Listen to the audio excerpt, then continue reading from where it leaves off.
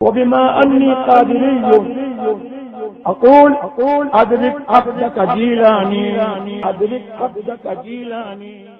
الحمد لله الذي أبدع الأخلاق والأرضين، والصلاة والسلام على من كان نبيا وآدم بين الماء والطين، وعلى آله الطيبين وأصحابه المطهرين وعلماء أمته أجمعين، أما بعد.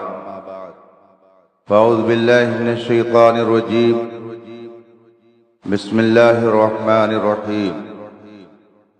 يا أيها الذين آمنوا اتقوا الله وكونوا مع الصادقين. صدق الله العظيم وصدق رسوله النبي الأمين الكريم، ونحن على ذلك لمن الشاهدين والشاكرين، والحمد لله رب العالمین.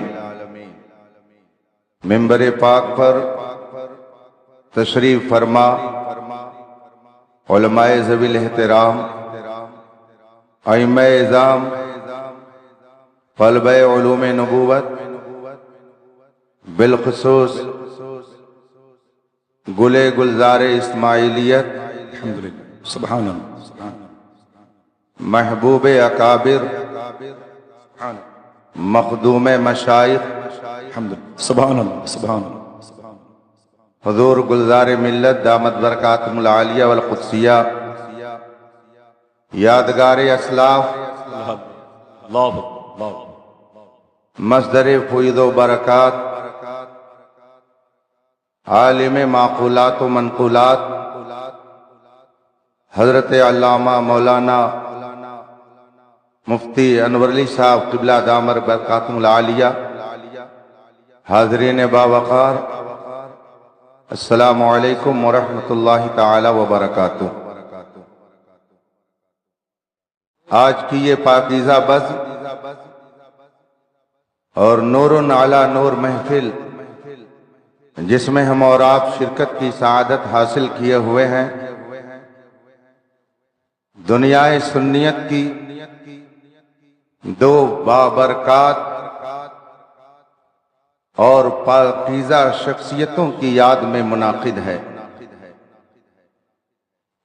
اراکین جلسہ نے عرس سرکار مسولی اور عرس تاج الشریعہ کے عنوان سے اس جلسے کا انعقاد کر کے اپنی عقیدتوں کا اظہار کیا ہے. رب کائنات اپنے حبیب پاک کے طفیل آپ سب کی اس بزم پاک میں شرکت کو شرف قبول عطا فرمائے. آپ اپنے ماتھے کی آنکھوں سے دیکھ رہے ہیں اس وقت اسٹیج ارباب علم و دانش، علماء کرام اور ائمہ اعظام سے بھرا ہوا ہے، اور تاروں کی اس انجمن میں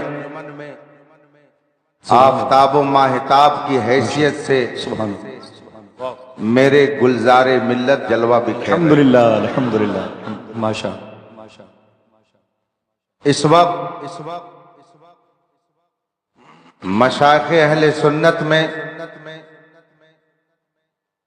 جو مقبولیت و محبوبیت الحمدللہ، اللہ رب العزت نے حضور گلزار ملت کو بخشی، ماشاء، اس کی نظیر کم نظر آتی ہے. اللہ، حق حق، ذالک فضل اللہ یؤتیہ من یشاء، یہ اللہ کا خصوصی فضل اور انعام ہے، وہ جسے چاہے عطا فرماتے. سبحان. ان بزرگوں کے وجود سے یہ اسٹیج نہایت ذمہ دار اسٹیج ہو گیا ہے. یہ آپ سب کی سعادت مندی اور خوش بختی ہے کہ ایسی باعظمت شخصیتیں آپ کے درمیان موجود ہیں۔ دعوت بظاہر اگرچہ آپ نے دی ہو، علماء کو مدعو آپ نے کیا ہو، مگر صحیح بات یہ ہے کہ یہ دعوت حضور گلزار ملت کی ہے۔ ہجوم کیوں ہے زیادہ شراب خانے میں؟ ہجوم کیوں ہے زیادہ شراب خانے میں؟ ہجوم کیوں ہے زیادہ شراب خانے میں؟ فقط یہ بات کہ پیرے مغاں ہے مرد خلیق۔ واہ واہ واہ ہجوم بلبل ہوا چمن میں، واہ، کیا جو گل نے جمال پیدا، کمی نہیں قدرداں کی اکبر، کرے تو کوئی کمال پیدا۔ واہ، اس وقت ہم اور آپ جن عظیم شخصیتوں کی بارگاہ میں محبتوں کا نذرانہ پیش کرنے کے لیے حاضر ہیں، ہندوستان ہی نہیں بیرون ہند بھی ان کی عظمت کا ڈنکا بج رہا، اور اس کی یہ تقریب اگر آپ نے منعقد کی ہے اور ان علماء نے اس میں شرکت کی ہے تو یہ ہمارا اور آپ کا احسان نہیں، یہ ان بزرگوں کا روحانی تصرف ہے کہ اپنی یاد کی محفل ہم سے اور آپ سے منعقد کروا لیتے۔ جسے چاہا اپنا بنا لیا، جسے چاہا در پہ بلا لیا، یہ بڑے کرم کے فیصلے، یہ بڑے نصیب کی بات ہے۔ میں تھوڑی دیر کے لیے آپ کے درمیان ہوں، سیفی صاحب کی طرح میرے پاس جملوں کا وہ ذخیرہ نہیں ہے کہ جس سے میں آپ کے کان کو خوش کر سکوں، اور نہ آپ کے محبوب نعت خواں کی طرح سے میری آواز ہے کہ میں سب کو اپنے ارد گرد اپنی آواز سے اکٹھا کر لوں۔ نہ کوئی کمال ہے نہ ہنر ہے، بس بات اتنی سی ہے کہ جب تک بکے نہ تھے تو کوئی پوچھتا نہ تھا، جب تک بکے نہ تھے تو کوئی پوچھتا نہ تھا، اس نے ہمیں خرید کے انمول کر دیا۔ میں تھوڑی دیر کے لیے آپ کے درمیان ہوں، یوں ہی سنجیدہ ماحول بنا کر آپ تشریف رکھیں۔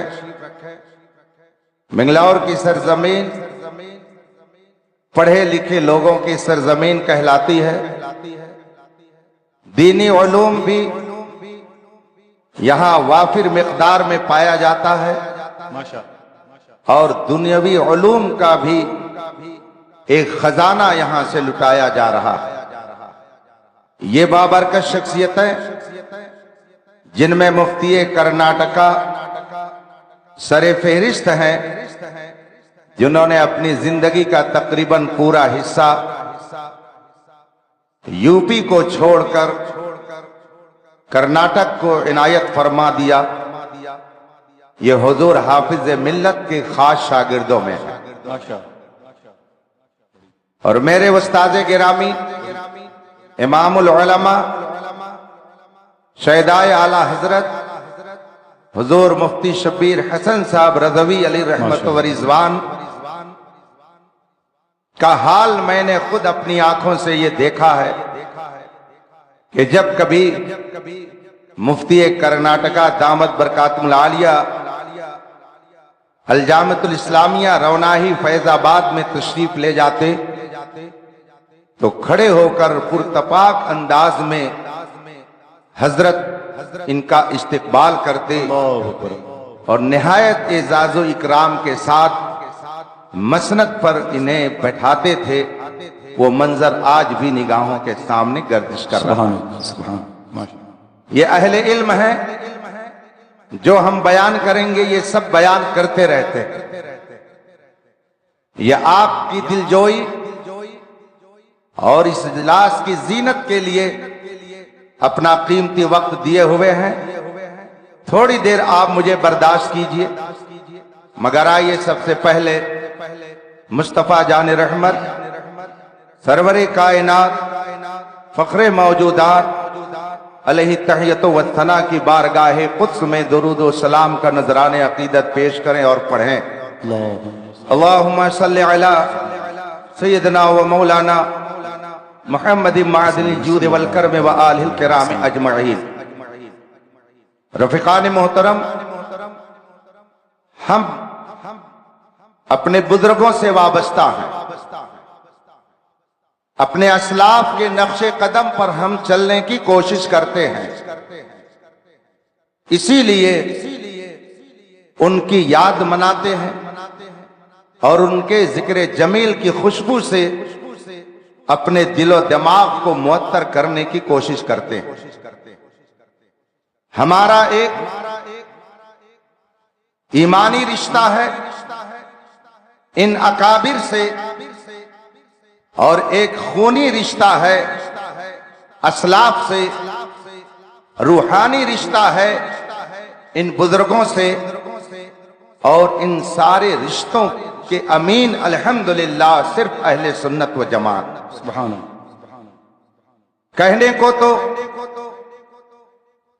ہر شخص اپنے آپ کو آدمی کہتا ہے، مسلمان ہو یا غیر مسلم، کسی سے پوچھئے تو کہے گا میں بھی ایک آدمی ہوں۔ کوئی جا رہا ہو اور اگر آپ کسی سے پوچھے وہ کون جا رہا ہے تو بلا امتیاز بلا تفریق مسلمان جا رہا ہو یا غیر مسلم، کہنے والا کہے گا کوئی آدمی جا رہا۔ گویا مسلمان بھی اپنے آپ کو آدمی کہہ رہا ہے اور دیگر حضرات بھی اپنے آپ کو آدمی کہہ رہے ہیں۔ یہ لفظ آدمی یہ آدم سے نسبت رکھنے کا اظہار ہے۔ مثلا کوئی بنگلور کا رہنے والا ہے تو یا لگا کر کے بنگلور کی نسبت کا اظہار کرتا اور کہتا ہے بنگلوری۔ حضرت بابرکت گلزار ملت کے دامن سے وابستہ ہو گیا تو گلزار اسماعیل کے نام کی طرف نسبت کرتے ہوئے کہتا اسماعیلی، اعلی حضرت کی طرف نسبت کرتے ہوئے کہتا ہے رضوی۔ یہ یا جو لگتی ہے وہ نسبت بتانے کے لیے۔ یوں ہی اگر کوئی اپنے آپ کو کہتا ہے کہ میں آدمی ہوں تو اس کا مطلب یہ ہے کہ وہ اپنا رشتہ اور اپنی نسبت حضرت آدم سے جوڑ رہا، اپنے آپ کو وہ یہ بتانا چاہتا ہے کہ میں حضرت آدم سے رشتہ رکھتا ہوں۔ آدمی کا مطلب ہوا آدم والا۔ یہ لفظ بتا رہا ہے کہ کچھ لوگ بولتے تو ہیں مگر سمجھتے نہیں۔ آدمی سب اپنے آپ کو کہتے ہیں، لیکن کچھ لوگوں کا دماغ غالباً کھسک گیا تو انہوں نے اپنے آپ کو آدمی تو کہا مگر پھر انہوں نے کہنا شروع کر دیا کہ یہ آدمی پہلے بندر تھا اور بندر سے پھر آدمی بن گیا۔ ڈارون کا نظریہ پڑھے لکھے لوگ اچھی طرح سے جانتے ہیں، اگرچہ اسے رد کر دیا گیا لیکن ایک نظریہ اس نے قائم کیا کہ انسان بندر تھا، ترقی کر کے انسان بن گیا، اپنے آپ کو آدمی بھی کہہ رہا ہے اور اس کے باوجود بندر کی اولاد بننے کی کوشش بھی کر رہا ہے۔ حضور پاسبان ملت خطیب مشرق علامہ مشتاق احمد نظامی صاحب رحمت اللہ تعالی علیہ وہابی فرقے کے حوالے سے بولا کرتے تھے کہ وہابی بولتا ہے مگر سمجھتا نہیں۔ ایسے ہی کچھ لوگ لفظ آدمی بولتے تو ہیں مگر سمجھتے نہیں، اور اگر سمجھتے بھی ہیں تو اس کے تقاضے کو پورا نہیں کرتے۔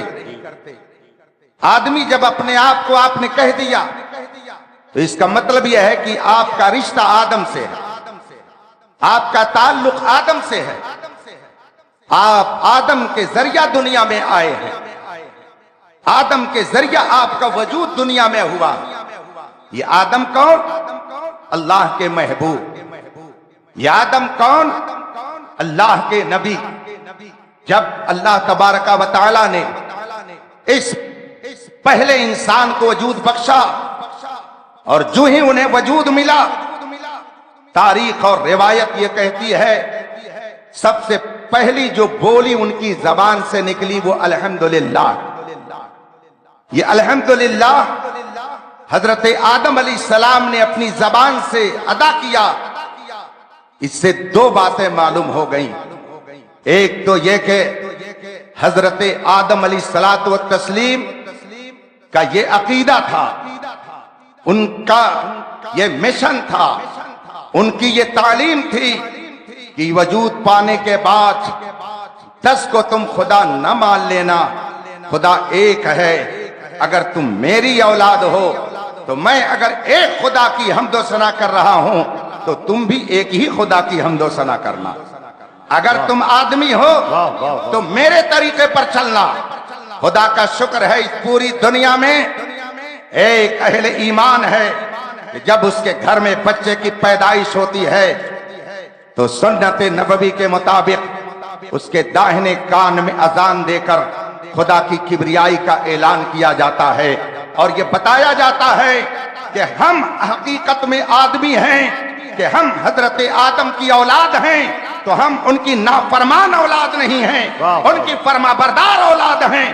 انہوں نے جب وجود حاصل کیا، رب کائنات نے انہیں وجود بخشا، تو سب سے پہلے انہوں نے جس کی کبریائی کا اعلان کیا وہ کوئی اور نہیں، وہ وحدہ لا شریک ہے، جس کا ذکر انہوں نے اپنی زبان سے کر کے ساری اولاد کو یہ پیغام دیا کہ اگر تم میرے وفادار پوت میں ہو، میری فرما بردار اولاد میں ہو، تو جو میں کہہ رہا ہوں تم بھی وہی کہنا، تب حقیقت میں تم آدمی کہلانے کے حقدار۔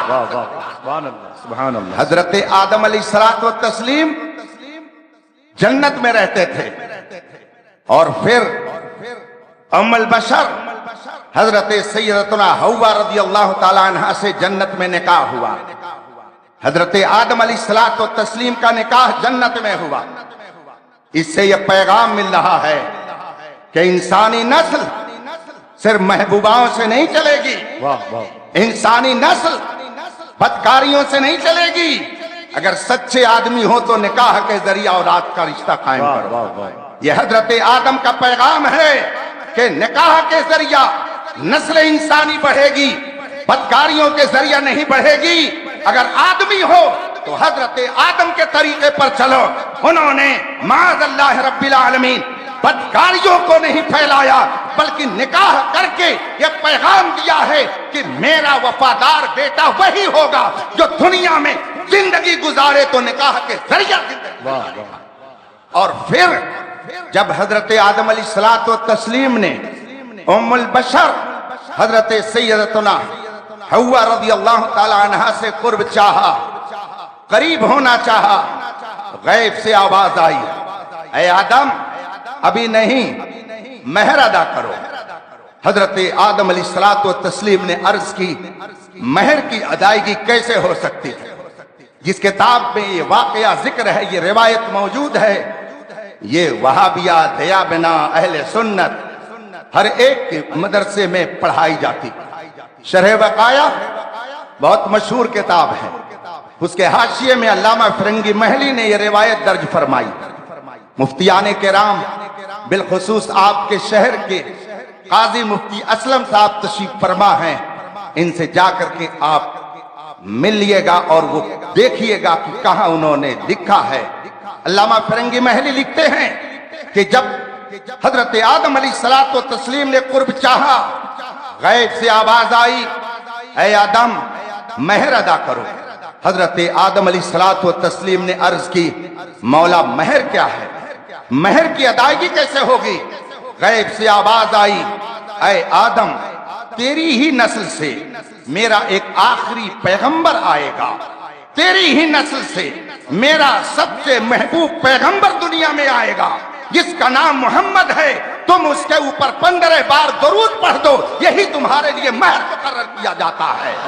اس کا مطلب یہ ہے کہ اگر آدمی ہو तो पैगंबर इस्लाम का कलमा पढ़ो, आदमी हो तो हजरत आदम के तरीके पर चलो, आदमी हो तो जो आदम अलैहिस्सलाम ने किया है वो करो, उस आखिरी पैगंबर को मानो जिसका कलमा हजरत आदम से लेकर के हजरत ईसा तक सारे नबियों ने पढ़ा।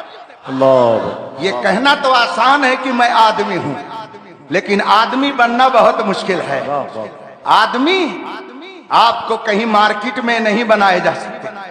आदमियत का हुनर आपको किसी कॉलेज में नहीं दिया जा सकता है। आदमियत का सबक अगर मिलेगा तो उसी पैगंबरे आखिर ज़मा की बारगाह में मिलेगा, उसी नबी मुकर्रम की बारगाह में मिलेगा, जिसकी तालीमात को हासिल करके लोगों का दर्जा इतना बुलंद हो गया कि खुद न थे जो राह पर औरों के हाजी बन गए। क्या नजर थी जिसने मुर्दों को मसीहा कर दिया। पूरी दुनिया के इंसान हजरत आदम अलैहिस्सलाम की औलाद है, लेकिन फर्क यह है हमारे यूपी में तो ये लफ्ज बोला जाता है, इधर बोला जाता है कि नहीं मैं नहीं जानता। एक होता है कपूत और एक होता है सपूत। वो बेटा जो अपने बाप का फरमाबरदार होता है उसको सपूत कहा जाता है, और जो नाफरमान होता है उसे कपूत कहा जाता है। जो लोग हजरत आदम अलैहिस्सलाम के तरीके से हट गए, भले वो अपने आप को आदमी कहें, मगर मैं समझता हूं वो कपूतों की सफ में होंगे। ऐ ईमान वालों, अपनी किस्मत पर नाज करो कि रब्बे कदीर ने तुम्हें अगर हजरत आदम की औलाद में पैदा फरमाया तो तुम्हें कपूत नहीं बनाया बल्कि सपूत बनाया है। तुम हिंदुस्तान के लिए भी सपूत हो और दीन के लिए भी सपूत हो।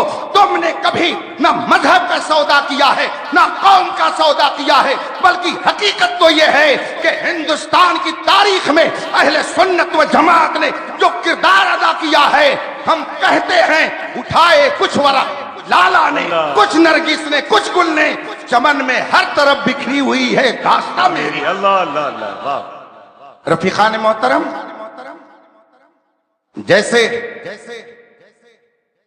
बाप के नाफरमान औलादे होती और फरमाबरदार औलादे होती, इसी तरीके से कुछ नाफरमान और नाशुक्री उम्मती होती और कुछ शुक्रगुजार उम्मत होती। आला हजरत ने इसीलिए फरमाया, तेरा खाएं तेरे गुलामों से उलझें, बड़े बेहया खाने गुर्राने वाले। जो कलमा पढ़ते हैं वो भी रसूल पाक ही का खाते हैं, और जो कलमा नहीं पढ़ते वो भी मेरे मुस्तफा ही का खाते हैं। मैं एक मिसाल से अपनी बात आपके सामने रखूं, शायद आपके जहन से करीब हो जाए। हमारे यूपी में अभी आम की फसल चल रही है। मिसाल में तो कोई भी फल पेश किया जा सकता है, लेकिन आम की फसल है इसलिए आम का जिक्र कर रहा हूं। ये आम जो दरख्त में लगता है, इंसान की ग़िज़ा के तौर पर अल्लाह ने इसे पैदा किया। ये इंसान की खुराक है, लेकिन कभी आपने गौर किया कि इंसान की ग़िज़ा बनने तक इस आम को कितने मरहले से गुजरना पड़ता है। यह आम जब दरख्त में लगता है कुछ दिनों तक वो बढ़ता रहता है, और एक दिन ऐसा आता है कि उसके बढ़ने का काम बंद हो जाता है। अब वो बढ़ता नहीं है, अब उसके अंदर 3 काम बाकी होते हैं। एक काम उसके पकने का है, दूसरा काम उसके अंदर जायके का है, और तीसरा काम उसके रंग रोगन का है। आपके मुंह तक वो आ गया, आपके दस्तरखान पर पहुंच गया, आपने उसे खा लिया, लेकिन एक दानिश्वर, एक इल्म वाला जब गौर करता है तो उसे उस एक फल में रसूल पाक के एहसानात के न जाने कितने जलवे नजर आते हैं। जमीन ने उस फल को बढ़ाया और वो फल एक मुद्दत तक बढ़ता रहा। जमीन से दरख्त को ताकत मिली और फिर दरख्त ने उस फल में ताकत पहुंचाया, और फिर फल अपना एक मुद्दत तक काम करने के बाद बढ़ने को रोक देता है। अब फिर वो बढ़ता नहीं है। जमीन अपनी ड्यूटी पर लगी हुई थी, जब तक फल बढ़ रहा था زمین اسے طاقت دے رہی تھی، لیکن جب پھل کا بڑھنا مکمل ہو گیا تو رب قدیر کے حکم سے سورج کو یہ کہا گیا کہ چل اب تو اپنی حرارت اور گرمی پہنچا۔ زمین نے اپنا کام کر دیا، اب سورج کی حرارت کی ضرورت ہے، پھل اگر پکے گا تو سورج کی حرارت اور گرمی سے پکے گا۔ چنانچہ سورج اپنی شعاعیں، اپنی گرمی، اپنی حرارت اس پھل میں پہنچاتا ہے اور وہ پھل پکتا رہتا ہے۔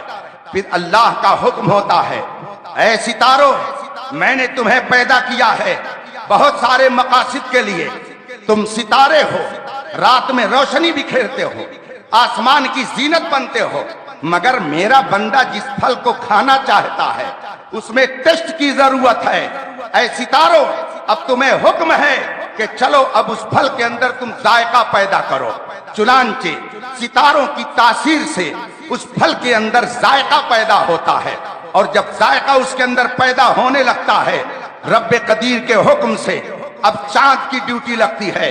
اے چاند تیری چاندنی بڑی مشہور ہے، تیرے حسن کا ذکر بہت کیا جاتا ہے، تیرے حسن کی لوگ مثال دیتے ہیں، مگر میں نے اپنے بندوں کو بہت خوبصورت پیدا کیا ہے، میرے بندے حسن و جمال پسند کرتے ہیں۔ اے چاند اب تیرے چاندنی کا کام یہ ہے کہ چل اس پھل کے اندر تو حسن پیدا کر۔ چنانچہ خدا کے حکم سے اب چاند اپنی چاندنی کے ذریعہ اس پھل کے اندر حسن اور جمال پیدا کرتا ہے۔ دیکھا ہے آپ نے، زمین لگی ہوئی ہے اس پھل کو بڑھانے میں، سورج لگا ہوا ہے اس پھل کو پکانے میں، ستارے لگے ہوئے ہیں اس کے اندر ذائقہ ڈالنے میں، چاند لگا ہوا ہے اس کے اندر حسن و جمال پیدا کرنے میں۔ میں نے تصور کی دنیا میں جا کر کے زمین سے پوچھا، اے زمین تیرے ذریعہ پھل تو وجود میں آ گیا، اے سورج تیرے ذریعہ پکنے کا کام تو ہو گیا، پکنا وجود میں آ گیا، اے ستارے تمہارے ذریعہ اس کے اندر ذائقہ وجود میں آ گیا، اے چاند تیری چاندنی کے ذریعہ اس کے اندر حسن آ گیا، مگر سچ بتانا زمین تو نے تو بنا دیا پھل کو اتنا بڑا، تو کیسے بنی ہے ذرا یہ تو بتا۔ اے سورج تیرا وجود حرارت پہنچا رہا ہے، مگر یہ تو بتا تو کیسے وجود میں آیا۔ اے چاند ذرا تو بتا، تو نے اس پھل کے اندر حسن و جمال تو بھر دیا، مگر یہ بتا تیرا وجود کیسے ہوا۔ اے ستارے تم بتاؤ، تم نے اس پھل میں ٹیسٹ تو پیدا کر دیا، مگر تو کیسے پیدا ہوا۔ زمین کہے گی وہ جو نہ تھے تو کچھ نہ، سورج کہے گا وہ جو نہ تھے تو کچھ نہ تھا، چاند کہے گا وہ جو نہ تھے تو کچھ نہ تھا، ستارے کہیں گے وہ جو نہ تھے تو کچھ نہ تھا، وہ جو نہ ہو تو کچھ نہ ہو، جان ہے وہ جہان کی، جان ہے تو جہان ہے۔ واہ واہ واہ، نعرہ تکبیر، نعرہ رسالت، نعرہ رسالت، فیضان سرکار مسولی شریف، بتائیے حضور تاج الشریعہ، واہ واہ سبحان اللہ، نبی مختار کل ہیں، جس کو جو چاہے، واہ جس کو جو چاہے عطا کر دیں۔ نبی کے صدقے میں چاند کو چاندنی ملی، نبی کے صدقے میں زمین کو وجود ملا، نبی کے صدقے میں ستاروں کو چمک ملی، نبی کے صدقے میں سورج کو وجود ملا۔ گویا یہ پوری کائنات اے انسان تیرے لیے ہے، یہ پوری زمین تیرے لیے دسترخوان ہے، یہ آسمان کے ستارے یہ تمہارے لیے دسترخوان کا کام کر رہے ہیں۔ تبھی تو بریلی کے تاجدار کہتے ہیں آسماں خان، زمین خان، واہ، خان کے معنی دسترخوان ہوتے، کچھ اور نہ سمجھیے گا۔ زمین کا ہم نے اگر خان کہہ دیا زمین کو تو اس کا مطلب یہ ہے کہ زمین دسترخوان ہے۔ اعلیٰ حضرت فرماتے ہیں آسماں خان، زمین خان، زمانہ مہمان، اس میں مومن بھی رسول پاک کے مہمان، کافر بھی رسول پاک کے مہمان ہے، اس لیے کہ پھل مومن بھی کھاتا ہے، پھل کافر بھی کھاتا ہے، پھل مرتد بھی کھاتا ہے، پھل رسول پاک کا دشمن بھی کھاتا ہے۔ یہ میرے مصطفیٰ کی عنایت ہے، میرے مصطفیٰ کا صدقہ ہے، آتا ہے فقیروں پہ، انہیں پیار کچھ ایسا خود بھیک دیں اور خود کہیں مغتے کا بھلا ہو۔ آسماں خان، زمین خان، زمانہ مہمان، صاحب خانہ لقب کس کا ہے؟ تیرا تیرا۔ دنیا نبی کی کھا رہی ہے، بس فرق یہ ہے کوئی نبی کی کھاتا ہے تو نبی کی گنگناتا ہے، اور کوئی نبی کی کھاتا ہے تو گراتا ہے۔ ہم نبی کی کھاتے ہیں تو نبی کی گنگناتے ہیں۔ سرکار مفتی اعظم ہند فرماتے ہیں کھاتے ہیں تیرے در کا، اللہ، پیتے ہیں تیرے در کا، پانی ہے تیرا پانی، دانا ہے تیرا دانا۔ ہم نبی کی کھاتے ہیں تو نبی کی گنگناتے ہیں، اور یہی گنگنانا کچھ لوگوں کو اچھا نہیں لگتا، یہی اچھا نہیں لگتا۔ میں حضور فقیہ ملت مفتی جلال الدین احمد امجدی نور اللہ مرقدہ خدمت میں حاضر تھا۔ انتقال سے 15 دن پہلے کی بات، حضرت کچھ مجھے واضح و نصیحت فرما رہے تھے۔ اس دوران آپ نے فرمایا مولانا یاد رکھیے گا کوڑھی سے کوئی نہیں جلتا، کوڑھی سے کوئی نہیں جلتا، حسن والے سے ہی لوگ جلتے، واہ واہ، اور جس کے اندر جتنا زیادہ حسن ہوگا اس کے جلنے والے اتنا ہی زیادہ ہوں گے۔ اور پھر حضور فقیہ ملت نے آگے فرمایا مولانا آپ دیکھیے اس کائنات میں اللہ نے سب سے زیادہ حسن میرے نبی کو عطا کیا ہے۔ حسن یوسف پہ کٹی مصر میں انگشت دانا، سر کٹاتے ہیں تیرے نام پہ مردان عرب۔ یہ اہل ایمان کے حصے میں ہے کہ یہ ایک جان کیا ہے، اگر ہو کروڑوں تیرے نام پہ سب کو وارا کروں میں۔ یہ اہل ایمان کا حصہ ہے کہ اگر قلب کے 2 ٹکڑے کیے جائیں تو وہ بریلی سے پکار کر کے کہتا ہے وہ ایک پل پہ اللہ، ایک پر محمد، اگر قلب اپنا دوبارہ کروں میں۔ تو حضور فقیہ ملت فرماتے ہیں یاد رکھیے کہ اس پوری کائنات میں سب سے زیادہ حسن اللہ نے ہمارے رسول کو عطا کیا۔ ان سے زیادہ حسین و جمیل دنیا میں ماشاءاللہ کوئی نہیں آیا۔ یہ میں نہیں کہتا، جنہوں نے دیکھا انہوں نے کہا۔ حضرت حسان ابن ثابت نے کہا، وہ عرض کرتے ہیں یا رسول اللہ وَأَحْسَنَ مِنْكَ لَمْ تَرَ قَطُّ عَيْنِي وَأَجْمَلَ مِنْكَ لَمْ تَلِدِ النِّسَاءُ خُلِقْتَ مُبَرَّئًا مِنْ كُلِّ عَيْبٍ كَأَنَّكَ قَدْ خُلِقْتَ كَمَا تَشَاءُ۔ یا رسول اللہ آپ سے زیادہ حسین و جمیل میری آنکھوں نے کسی کو دیکھا ہی نہیں، بھلا دیکھ کیسے سکتی ہے میری آنکھیں جبکہ آپ سے زیادہ حسین و جمیل اس کائنات میں کسی ماں نے کسی بیٹے کو پیدا ہی نہیں کیا ہے۔ پوری کائنات میں سب سے زیادہ حسین و جمیل اللہ نے رسول پاک کو بنایا۔ اب آگے فقیہ ملت فرماتے ہیں چونکہ میرے رسول پاک کے اندر سب سے زیادہ حسن ہے اس لیے ان سے جلنے والے بھی سب سے۔ بات میری سمجھ رہے ہیں نا؟ اب آگے فرماتے ہیں جتنے رسول پاک کے کلمے کا انکار کرتے ہیں وہ سب جلتے ہیں۔ اگر جلتے نا تو نبی کا کلمہ پڑھ لیتے، اور جو کلمہ پڑھتے ہیں ان میں سے بھی کوئی رسول پاک کے علم غیب پر نکتہ چینی کرتا، کوئی رسول پاک کے حاضر و ناظر پر تبصرہ کرتا، کوئی رسول پاک صلی اللہ علیہ وسلم کی ذات کو تنقید کا نشانہ بناتا، کوئی کسی جہت سے کلمہ پڑھنے کے باوجود تنقید کا نشانہ بناتا ہے۔ اس کا مطلب ہے کہ یہ جتنے تنقید کرنے والے کلمہ پڑھتے ہیں ان میں سے ایک بھی رسول پاک سے دل سے محبت نہیں کرتا، یہ سب جلتے ہیں۔ پھر حضور فقیہ ملت آگے فرماتے ہیں کہ یہ ہم سنیوں پر اللہ کا احسان ہے، ہم اہل سنت پر رب کا احسان ہے کہ ہم اگر اپنے نبی کا کلمہ پڑھتے ہیں تو نبی سے جلتے نہیں ہیں، اس لیے کہ ہم اگر نبی کا کلمہ پڑھتے ہیں تو نبی کو اپنی طرح نہیں کہتے بلکہ ہم یہ کہتے ہیں اللہ کی سرتابہ قدم شان ہے، یہ انسان ہی انسان، وہ انسان ہے یہ۔ ایمان قرآن تو ایمان بتاتا ہے انہیں، ایمان یہ کہتا ہے میری جان ہے یہ۔ اور پھر ایک اور آخری بات، ہم لوگ ایک روز یہ دنیا چھوڑ کر کے جائیں گے. جانا ان کو بھی ہے جو نبی کا کھا کر کے غراتے ہیں. سب جائیں گے, کوئی یہاں رہنے کے لیے نہیں آیا. لیکن جب مومن قبر میں جائے گا, ایمان کی حالت میں کوئی دنیا سے جائے گا, اور جب اس سے تیسرا سوال ہوگا تو وہ تیسرا سوال سننے کے بعد کیا کہے گا؟ اگر ایمان والا تو کہے گا یہ تو ہمارے آقا محمد رسول اللہ ہے. اب سوال یہ پیدا ہوتا ہے کہ صحابہ نے تو رسول پاک کو دیکھا, رسول پاک کو اپنی ظاہری نگاہوں سے دیکھا, وہ قبر میں گئے تو ان سے اگر سوال ہوا اور رسول پاک کا جلوہ ان کے سامنے آ گیا تو انہوں نے دیکھتے ہی پہچان لیا اور کہہ دیا کہ یہ تو ہمارے آقا محمد رسول اللہ صلی اللہ علیہ وسلم ہے.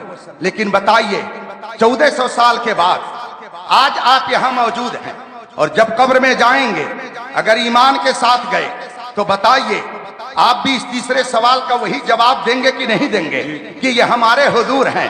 تو آپ کیسے پہچانیں گے کہ یہ ہمارے حضور ہیں؟ آپ نے تو دیکھا ہی نہیں.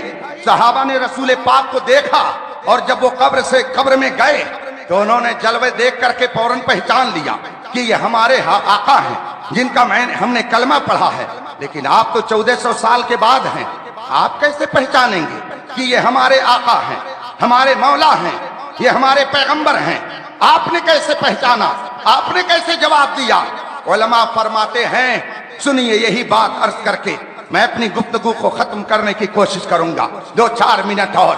علماء فرماتے ہیں کہ جب مومن قبر میں جائے گا تو اگرچہ اس نے رسول پاک کو نہ دیکھا ہو, اگرچہ رسول پاک کا دیدار نہ کیا ہو, لیکن اگر ایمان کے ساتھ گیا تو اس کا ایمان تعارف کرائے گا کہ یہ تمہارے پیغمبر ہیں, اس کا ایمان بتائے گا کہ یہ تمہارے نبی ہیں, اس کا ایمان بتائے گا کہ یہ تمہارے آقا ہیں. اسی لیے تو میرے رضا نے کہا ہے انہیں جانا انہیں مانا نہ رکھا غیر سے کام, للہ الحمد میں دنیا سے مسلمان گیا. واہ واہ واہ واہ واہ. ایمان تعارف کرائے گا رسول پاک کا, ایمان تعارف کرائے گا. تو یاد رکھیے اگر قبر میں ایمان تعارف کرائے گا تو یہ بھی سمجھیے کہ دنیا میں بھی کوئی ایمان کا تعارف کرانے والا ہے, اس دنیا میں بھی کوئی ایمان کا تعارف کرانے والا ہے. آج ہم یہ جو عرس کر رہے ہیں ہم میں سے کسی کے خاندان کے نہیں, وہ تو خاندان کے حضرت کے ہیں, خاندان کے اعلیٰ حضرت کے ہیں, مگر ہم سب عرس مقدس میں آئے ہیں اس لیے کہ انہوں نے ایمان کا صحیح تعارف کرایا ہے, ایمان کا صحیح مطلب بتایا ہے. اور اس زمانے میں ایمان کا صحیح تعارف کرانے والی سب سے بڑی ذات کا نام امام احمد رضا ہے, اعلیٰ حضرت ہے, جس کے بارے میں پوری دنیا کہہ رہی ہے ڈال دی قلب میں عظمت مصطفیٰ. حق حق حق ماشاء اللہ. الحمدللہ الحمدللہ.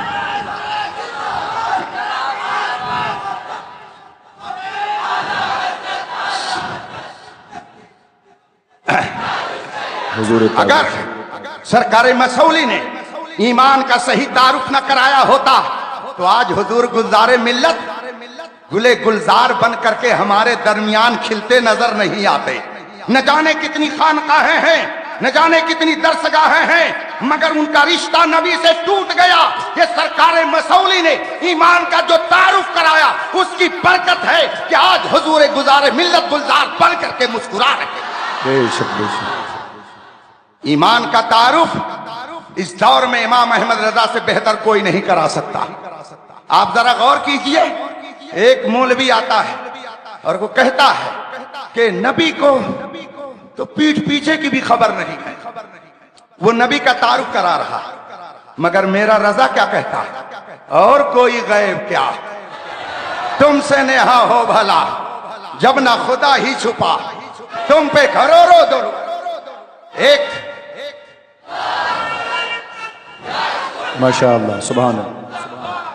ایک تعارف کرانے والا کھڑے ہو کر کے تعارف کراتا ہے, نبی تو مر کر مٹی میں مل گئے.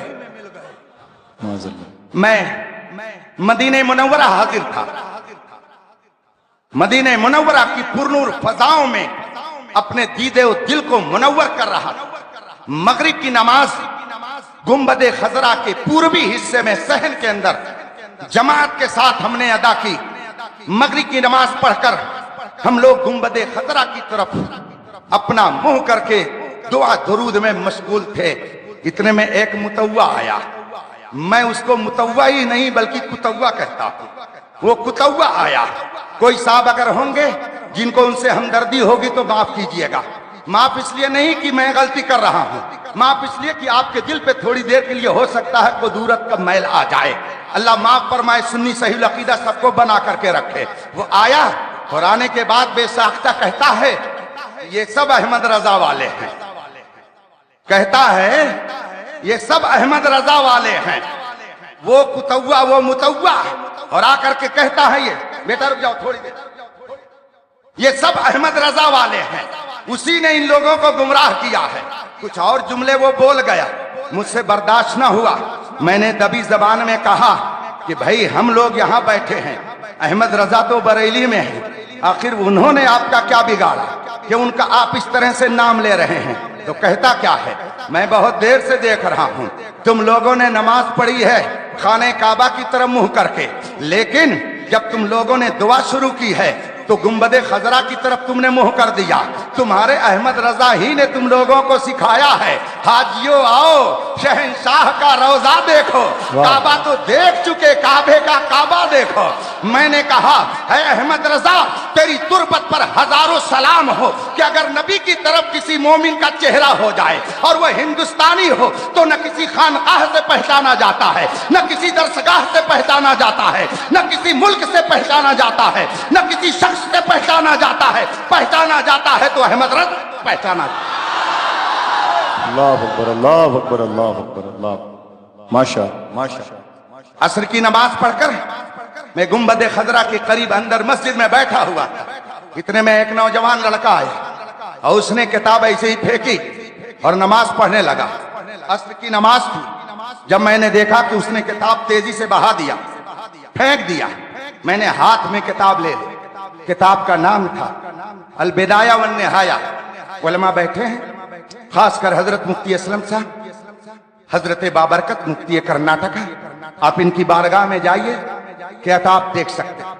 अल बिदाया वन निहाया उसके हाथ में थी। उसने ऐसे ही फेंका और नमाज पढ़ना शुरू कर दिया। मैंने किताब हाथ में ले ली। जब वो नमाज पढ़ चुका तो मैंने उससे कहा हल अस्तती व नतकल्लमक, क्या मैं आपसे कुछ बात कर सकता हूं? उसने कहा नअम ला बासा बिही, कोई हरज नहीं है, आप बात कर सकते हैं। मैंने उससे कहा माज़ा तश्तगिल, तुम क्या करते हो? उसने कहा अतअल्लम बिल जामिअतिल इस्लामिया बिल मदीनतिल मुनव्वरा, मैं मदीना यूनिवर्सिटी का स्टूडेंट हूं, मदीना यूनिवर्सिटी में पढ़ता हूं। मैंने कहा ऐन तस्कुन, आप रहने वाले कहां के हो? उसने कहा मिन सूडान, मैं सूडान का रहने वाला। मैंने उससे पूछा फी अय्य सफिन तक़रा, किस क्लास में पढ़ते हो? उसने कहा फिस्सा भी अकरा, मैं मौलवी क्लास के 7वें दर्जे में पढ़ता हूं। मैंने उससे पूछा और मैं कुछ बात कर सकता हूं? उसने कहा कहिए क्या कहना चाहते हैं? मैंने सोचा लाओ इससे ऐसा सवाल करूं जिससे पता चल जाए कि ये इधर का है या उधर का है। मैंने उससे कहा अन्नास यज़हबूना इला रौज़तिन नबी सल्लल्लाहु अलैहि वसल्लम व युसल्लिमूना अलैहि अलैहिस्सलातु वस्सलाम हल नबी सल्लल्लाहु अलैहि वसल्लम यस्मा, लोग फौज दर फौज नबी के रौज़े पर सलाम पेश करने के लिए जा रहे हैं, आप भी देख रहे हैं, क्या रसूल पाक इनके सलाम को सुन रहे हैं? उसने आओ देखा ना ताओ, सोचा कोई हिंदी बद्दू होगा। उसने कहा अल्लाह तआला फिल कुरआन इन्नका मय्यित व इन्नहुम मय्यितून फकुल्लुहुम सवा सवा, ये उसने जुमला इस्तेमाल। उसने कहा क्या जानते हैं? कहा अल्लाह ने कुरान में इरशाद फरमाया इन्नका मय्यित, ऐ नबी आप पर मौत तारी होगी, व इन्नहुम मय्यितून, और दूसरे लोगों पर भी मौत तारी होगी, फकुल्लुहुम सवा सवा। अब वो अपनी तरफ से कह रहा सब बराबर हैं, सब बराबर हैं, यानी कोई नहीं सुनता।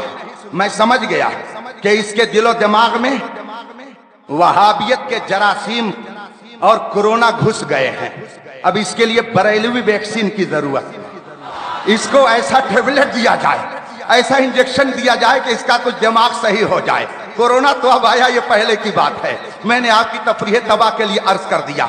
मैंने उससे कहा हल समिअत तुम शेख इब्न क़य्यिम, क्या आपने इब्न क़य्यिम का नाम सुना है? ये इब्न क़य्यिम कौन है आप लोग जानते हैं? नहीं जानते। यही तो मजबूरी है, जब उलमा आते हैं, हजरत गुलजार मिल्लत तशरीफ फरमा होते हैं, लोग शिकायत करते हैं हजरत फला बदअकीदा कौम बढ़ रही है, फला फिरका बढ़ रहा है। बढ़ेगा क्यों नहीं जब आप पढ़ेंगे नहीं? आप पढ़िए तो नहीं बढ़ेंगे। आप पढ़ेंगे तो आप अकीदे की मार्फत रखेंगे। आप पढ़ेंगे तो आप बदअकीदों के एतराजात का जवाब सही ढंग से दे सकते हैं। इब्ने क़य्यिम तमाम उलमाए देवबंद और उलमाए गैर मुक़ल्लिदीन के पेशवा का नाम है। सब उनको अपना पेशवा मानते हैं, इसलिए मैंने इब्ने क़य्यिम का नाम लिया। मैंने उससे पूछा क्या आपने इब्ने क़य्यिम का नाम सुना है? उसने कहा नअम समिअतु, हाँ मैंने सुना है। मैंने कहा हल तअलअत किताब अर्रूह, क्या आपने इब्ने क़य्यिम की किताब अर्रूह का मुताला किया है? ये इब्ने क़य्यिम की बड़ी मशहूर किताब है, उसका नाम अर्रूह है। मैंने कहा क्या आपने इब्ने क़य्यिम की किताब अर्रूह का मुताला किया है? उसने कहा ला, नहीं मैंने मुताला नहीं किया है। मैंने कहा इब्ने क़य्यिम ने किताब अर्रूह के अंदर लिखा है क़द सह्ह अन नबी सल्लल्लाहु अलैहि वसल्लम अन्नल अंबिया अहयाउन फी कुबूरिहिम युसल्लून।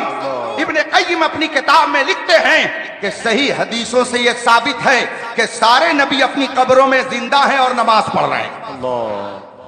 जब इब्ने क़य्यिम की ये बात मैंने उसके सामने रखी, वो बहुत चक्का हो गया, मुझे देखने लगा। मैंने उससे पूछा हल तुसल्लिम, क्या आप इसको मानते हो? कहा नाम, मैं इसको मानता हूं। अब मैंने उससे कहा अखी ली सवाल, मेरा एक सवाल है। उसने कहा माजा, क्या सवाल है? मैंने उससे कहा आपने कुरान की आयत पेश की थी और उससे आपने साबित करना चाहा था कि नबी मुर्दा है, और इब्ने क़य्यिम के जरिया मैंने ये हदीस आपको सुनाई कि इब्ने क़य्यिम ने अपनी किताब में लिखा है कि सही हदीसों से साबित है कि नबी जिंदा है। तो जो जिंदा होगा वो मुर्दा नहीं, जो मुर्दा होगा वो जिंदा नहीं। हदीस से साबित हो रहा है कि नबी जिंदा है, आप कुरान पेश करके बता रहे हो कि नबी मुर्दा है। तो बताइए कुरान सही कह रहा है कि हदीस सही? बात मेरी समझ रहे हैं ना? जी जी जी। समझ करके समझ को समझो। वाह वाह वाह। समझना भी एक समझ है। समझ करके जो न समझे, मेरी समझ में मैं नहीं कहूंगा, मैं ये बात नहीं कहूंगा, इसलिए कि मैं ना समझो के सामने थोड़ी गुफ्तगू कर रहा हूं। ये आपकी तौहीन नहीं होगी, ये खुद मेरी तौहीन हो जाएगी कि भैंस के आगे बेन बजावे भैंस बैठी पगुराए, ये तो गंवारों का तरीका हो जाएगा। आप ना समझ नहीं हैं। जिसने नबी की अजमत को समझ लिया उससे बड़ा समझदार कौन होगा? जिसने नबी के दर्जे को समझ लिया उससे बड़ा समझदार कौन होगा? जिसने मकाम नबुवत को जाना उससे बड़ा समझदार कौन होगा? ऐ सुन्नियों, याद रखो, जिसने अल्लाह और रसूल की अजमत को समझ लिया वो ना समझ नहीं हो सकता है। ना समझ वो है जिनके बारे में मेरे ताजुश शरिया कहते हैं ना समझ मरता है, जीना मरना है सब कुछ नबी के लिए। जिंदगी ये नहीं है, जीना मरना है सब कुछ। वो ना समझ कोई और होगा। हम तो जिंदगी के लिए नहीं मरते हैं, हम आए यहाँ, उठे भी वहां। मैंने उससे कहा जो जिंदा होगा वो मुर्दा नहीं, जो मुर्दा होगा वो जिंदा नहीं। तो कुरान सही कह रहा है कि हदीस सही कह रही है? जनाब को दिन में तारे नजर आने लगे, क्योंकि इनको तस्वीर का और सिक्के का एक ही रुख दिखाया गया। आज भी बहुत सारे नौजवान गूगल के मुफक्किर बन जाते, गूगल के मुहद्दिस बन जाते। गूगल में सर्च किया, अभी आज मैं रास्ते में था, बात बढ़ती जा रही है। इन बुजुर्गों के सामने ज्यादा देर तक बोलना ये अपनी बेअदबी तस्वुर करता हूं, लेकिन हो सकता है कि आपके लिए काम की बातें हो जाएं। मैं आ रहा था एयरपोर्ट के लिए, रास्ते में मेरे पास गोवा से फोन गया। हमने कहा कहिए क्या बात है? कहा हजरत एक घर है, उन्होंने अपनी तन्हा एक मस्जिद बनाई। अब तक सब सुन्नी थे, बाप तो अभी भी सुन्नी, वही जिम्मेदार और मुतवल्ली है, मगर उसका बेटा गूगल सर्च करते करते गैर मुकल्लिद हो गया। उसने अपनी माँ को भी उधर फेर लिया, अपनी बहन को भी फेर लिया। अब अभी तो नहीं खतरा है, मगर चंद सालों के बाद जब बाप नहीं रह जाएगा تو کہیں ایسا نہ ہو کہ یہ مسجد غیر مقلدوں کے قبضے میں چلی جائے. ہم چاہتے ہیں کہ آپ کوئی تاریخ دے دیجئے اور ان کے گھر آ کر کے ان کو سمجھا دیجئے, ہو سکتا ہے راہ راست پر آ جائیں. میں نے کہا ٹھیک ہے, میں سفر سے واپس آتا ہوں پھر میں آپ کو بتاتا ہوں. بہت سارے لوگ گوگل کے مفکر اور محدث بن کر کے گمراہ ہو گئے. نہ جانے کتنے لوگ ایسے ہیں 4 حدیث سمجھ کر کے انہوں نے سمجھ لیا کہ ہم تو اہل حدیث ہیں, ہم مجتہد ہیں, ہمیں کسی کی تقلید کی ضرورت نہیں ہے.